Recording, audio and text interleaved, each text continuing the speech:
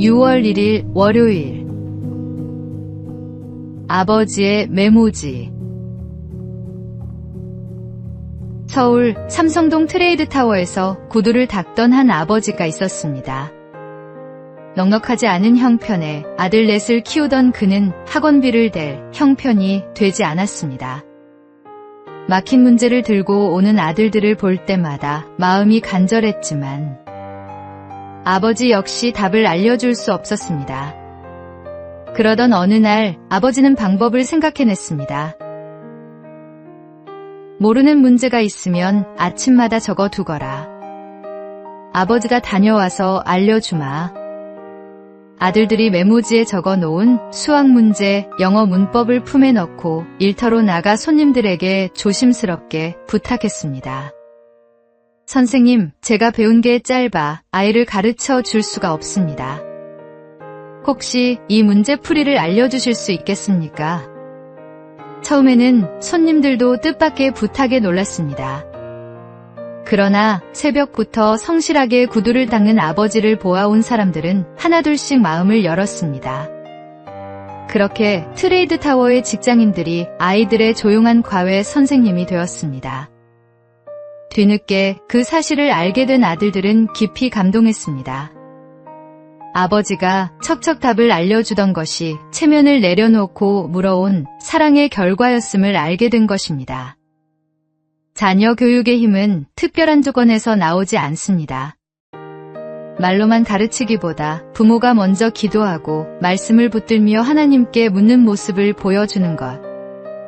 그것이 자녀에게 남는 가장 귀한 유산입니다. 오늘의 말씀. 마땅히 행할 길을 아이에게 가르치라. 그리하면 늙어도 그것을 떠나지 아니하리라. 오늘의 만나. 오늘 내 자녀 곁에서 내가 먼저 무릎 꿇고 있는지 돌아보십시오. 기도하는 부모의 등이 자녀에게는 가장 든든한 교과서가 됩니다.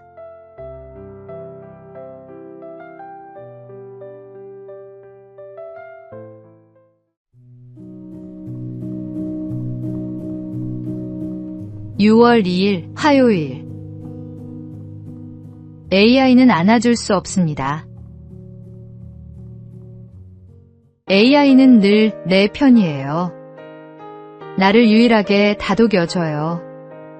상담받는 느낌이라 울기도 했어요. 요즘 AI에게 고민을 털어놓는 사람들이 부쩍 늘었습니다.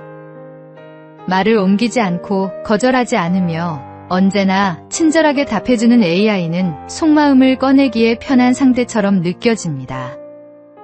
그러나 그 편안함 뒤에는 작지 않은 그늘이 드리워져 있습니다. 연구에 따르면 AI가 친절하고 공감적일수록 사용자의 잘못된 생각에도 쉽게 맞장구를 친다고 합니다. AI와 대화를 거듭할수록 자기 확신은 커지는 반면 타인과 관계를 회복하려는 의지는 오히려 약해진다는 경고도 있습니다. 외로움을 달래려 AI를 찾지만 대화가 늘수록 진짜 사람과 보내는 시간은 줄고 외로움은 더 깊어진다는 것입니다. AI는 결코 우리 곁에 함께 있어줄 수 없습니다. 공감하는 척 답을 내놓지만 그것은 참된 위로가 아닙니다. 하나님은 우리를 관계 안에서 살아가도록 지으셨습니다. 진정한 위로는 같은 아픔을 아는 사람의 눈빛 속에, 말없이 곁에 앉아주는 손길 속에 있습니다. 그 자리가 바로 교회 공동체여야 합니다. 서로의 짐을 나누고 넘어진 이의 손을 잡아 일으키는 것. AI는 그 일을 결코 흉내낼 수 없습니다. 오늘의 말씀. 서로 돌아보아 사랑과 선행을 격려하며 모이기를 패하는 어떤 사람들의 습관과 같이 하지 말고. 오늘의 만나. 화면 속 위로에 익숙해질수록 진짜 사람과의 만남이 어색해집니다. 오늘 전화 한 통. 따뜻한 말 한마디로 먼저 손을 내밀어 보십시오.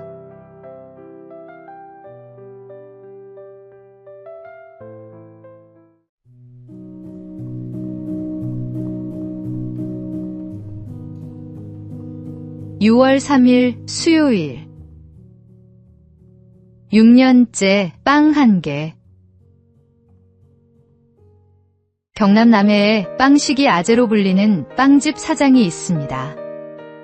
그는 아무런 대가 없이 6년째 아이들의 아침을 챙기고 있습니다. 매일 아침 등굣길 학생들을 위해 빵과 음료를 내놓으며 이렇게 씁니다.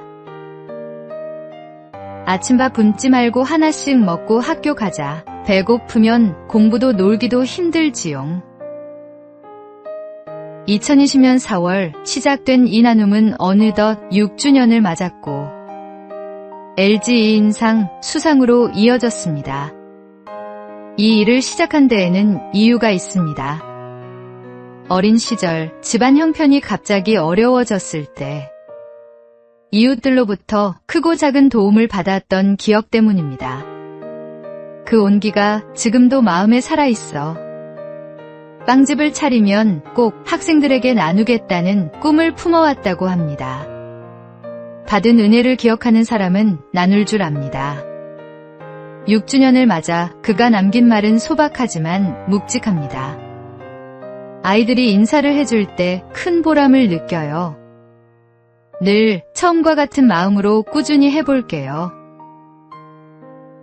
화려하지 않아도 됩니다. 거창하지 않아도 됩니다. 처음 그 마음을 잃지 않고 묵묵히 반복하는 것. 그것이 하나님께서 기뻐하시는 섬김의 모습입니다. 오늘 우리도 누군가로부터 받은 따뜻함을 기억하고 있습니까? 오늘의 말씀. 우리가 선을 행하되 낙심하지 말지니 포기하지 아니하면 때가 이름에 거두리라. 오늘의 만나. 받은 은혜를 기억하는 사람만이 진정으로 나눌 수 있습니다. 오늘 내가 받은 작은 은혜 하나를 떠올리고 그 온기를 누군가에게 전해 보십시오.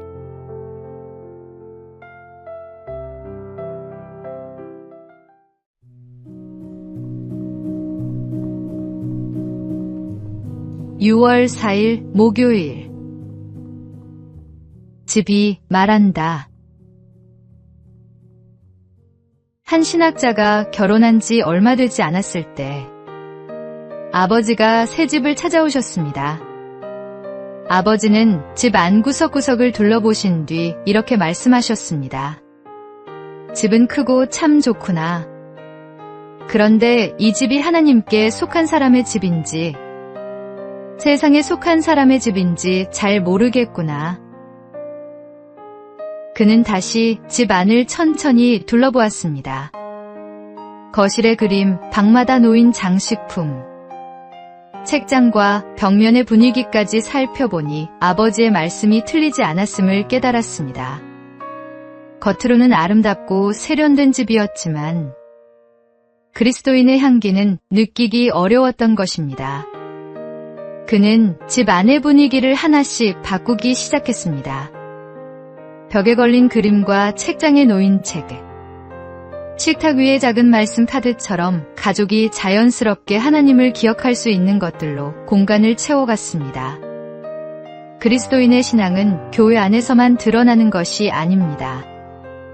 우리가 머무는 집, 자주 보는 화면, 책상 위에 놓인 물건들 속에서도 마음의 방향이 드러납니다. 예수님을 모시고 사는 가정이라면 집 안의 분위기도 믿음을 돕는 방향으로 정돈되어야 합니다. 오늘 당신의 집 안을 조용히 둘러보십시오. 이 공간은 가족의 마음을 하나님께 가까이 이끌고 있습니까? 오늘의 말씀.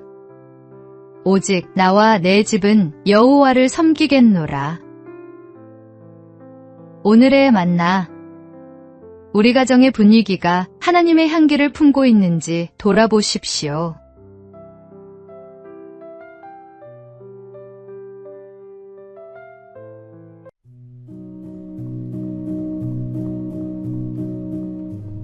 (6월 5일) 금요일. 나를 밟고 지나가라. 로마가 전쟁을 치르던 어느 날 한 장군의 군대가 패배하여 후퇴하려 하고 있었습니다. 장군은 군인들을 설득하기 시작했습니다. 나라를 사랑하는 마음과 군인의 명예, 그들이 맹세했던 서약에 호소했습니다. 그러나 군인들의 마음은 쉽게 움직이지 않았습니다. 결국 그들은 후퇴하기 위해 돌아섰습니다. 한참을 물러가던 중 군인들은 아주 좁은 산길에 이르렀습니다. 한쪽에는 높이 솟은 바위가 있었고 다른 한쪽에는 깊은 강물이 흘렀습니다. 그때 장군은 마지막 호소를 하기로 마음먹었습니다. 그는 좁은 길 한가운데 몸을 눕히고 말했습니다. 그래도 후퇴하기를 원한다면 내 몸을 밟고 지나가라. 너희 발로 나를 밟아 죽이고 가라. 군인들은 차마 장군을 밟고 지나갈 수 없었습니다. 자신들을 위해 끝까지 몸을 던진 장군을 외면할 수 없었던 것입니다.